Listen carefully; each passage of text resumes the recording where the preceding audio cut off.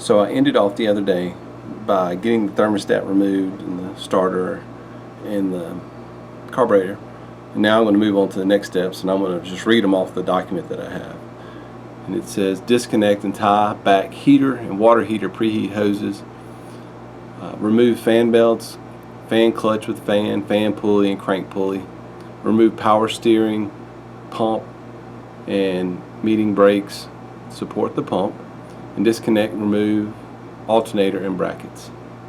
So that should keep me busy for the next couple of days, and I'll begin by pulling off the heater hoses and move on from there. A little tidbit that I have: whenever I got into the motorhome, it had a lot of documentations with it, and one of them was this 1977 owner's manual with all of the parts manual for this motorhome. I don't know where it came from, but it seems like something that you just don't have, but fortunately I've got it, and it's intact and original. So here's a picture of it.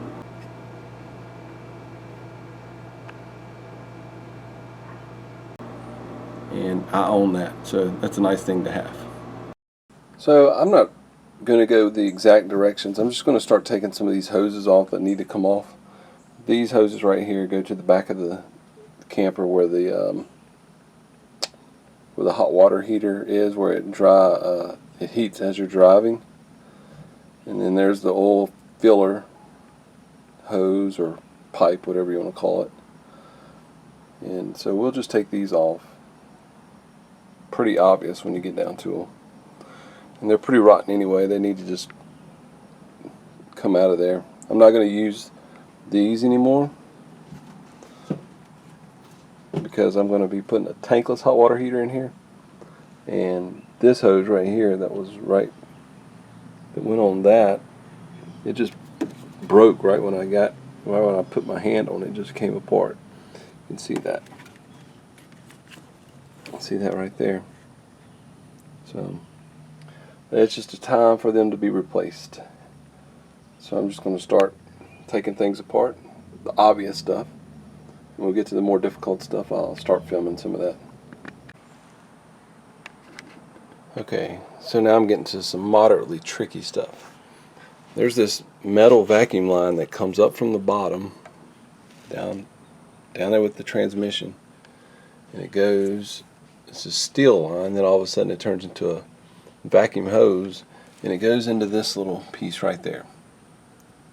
Alright, so that's that. Got that out of the way.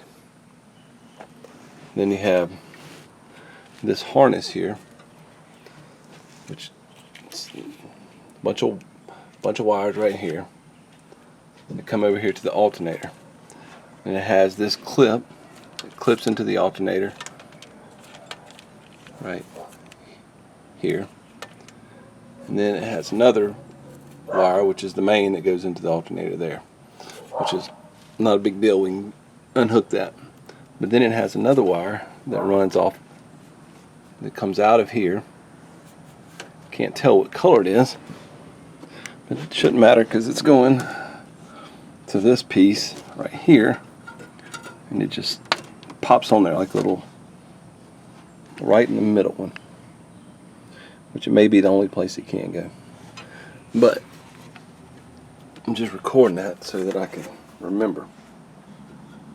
Should have better light, but I don't.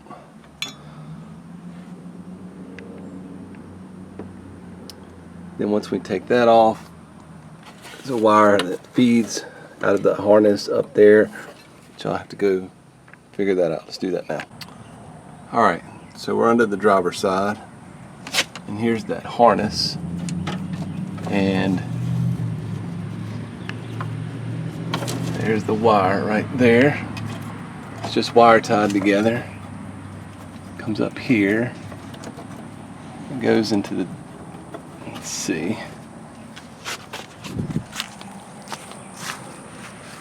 this is it right here, and goes into the dash.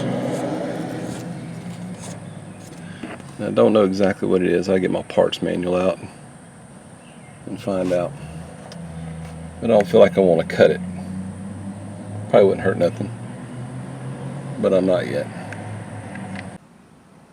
Alright, since I can't find that, I'm going to go ahead and take the alternator out and start taking some of the hoses and the fan and water pump off. That ought to take me for the rest of the night. Maybe the steering, power steering if I can get to it. Alright, so the first thing I got out was the alternator. And now I'm about to take the alternator bracket off. It looks like I can just make my way across the motor to the other side and get all the belts off. Now I got some light on this bad boy. So I got the alternator and the bracket off. I'm going to move my way around to the power steering. See if we can get that off. Looks a lot different with a lot of light on it. So what I'm trying to do now is get the fan shroud out. In order to do that, I got to pull these transmission lines out.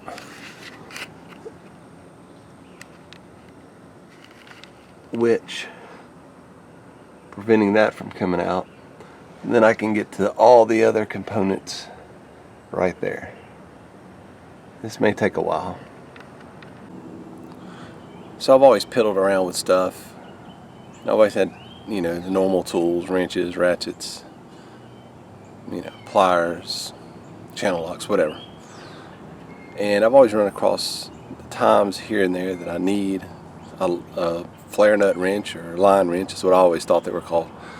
And today I was trying to get this transmission line out, and I was like, man, I'm going to tear this thing up. So I decided to take a trip to Harbor Freight and pick up a set of flare nut wrenches.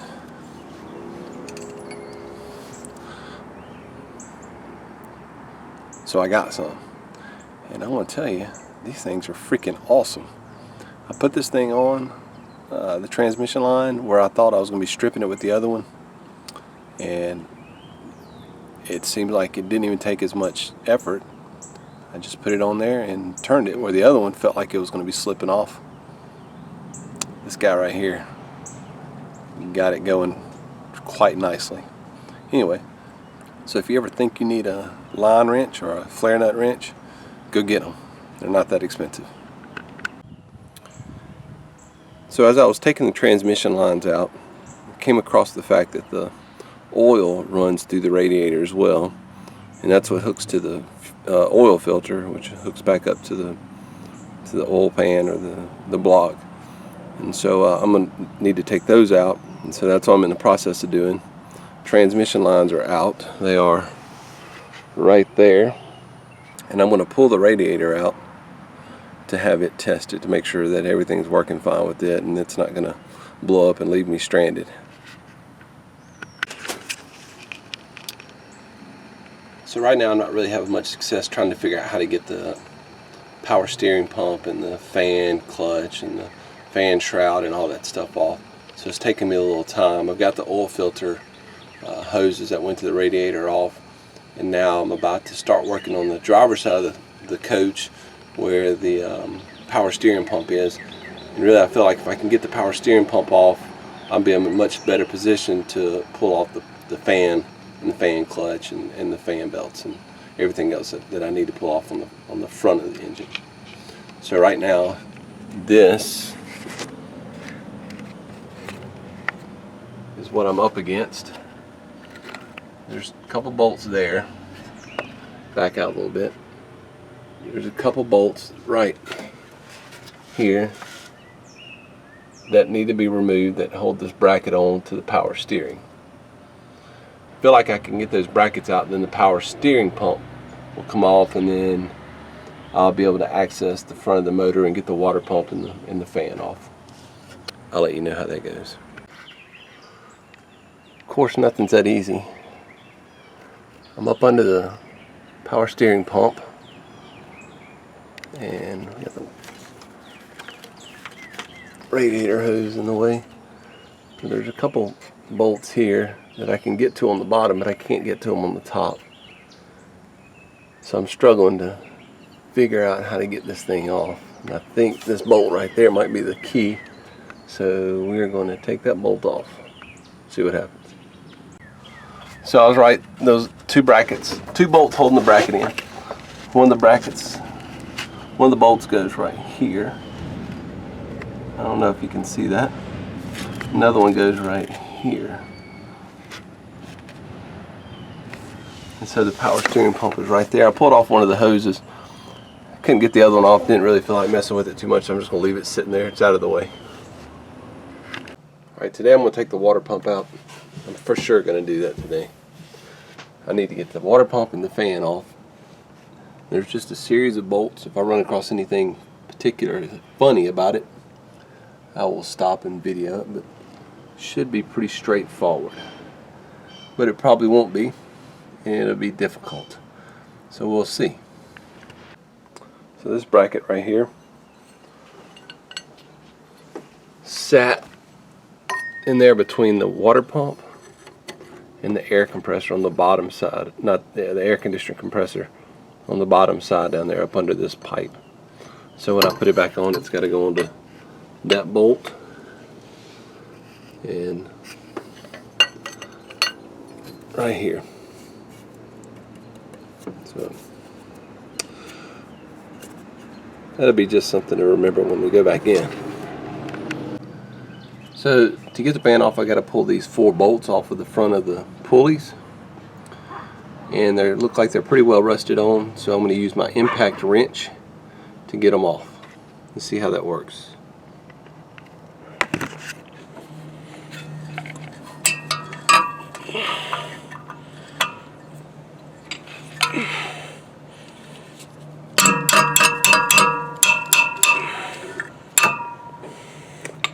Surprisingly well.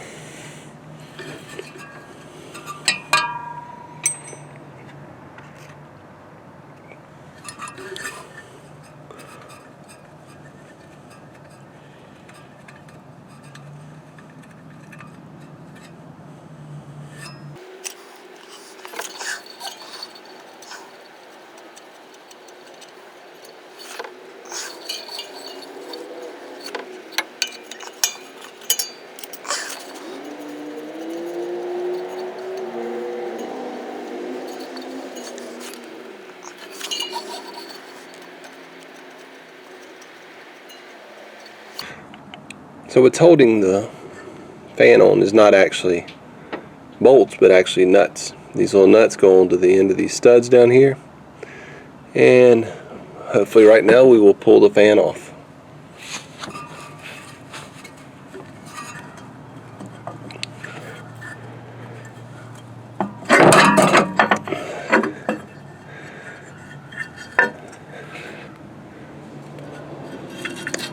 Pulleys. And